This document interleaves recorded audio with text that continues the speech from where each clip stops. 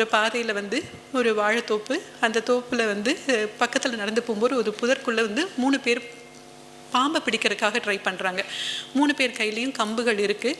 நல்லா அந்த புதரை தோண்டி புற்றுக்குள்ளேருந்து ஒரு பாம்பு எடுக்கிறாங்க. அது சாரப்பாம்பு. நம்ம எல்லாருக்கும் தெரியும் சாரப்பாம்பு விஷம் இல்லாதது.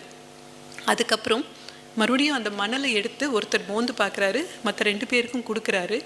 அதுக்கப்புறம் எல்லாரும் தலையாட்டிட்டு அந்த இடத்துல soon another man from the hunting party picked up the dirt from a burrow and smelled it.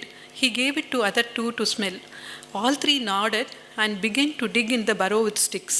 One of them put his hand inside the hole and tugged the snake by his tail.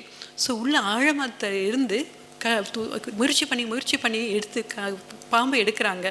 அந்த பாம்பு நாகப்பாம்பா வருது, கோப்ராவாக வருது. அதுக்கப்புறம் கொடுக்குற வரிகள் தான். Chidambaram was amazed that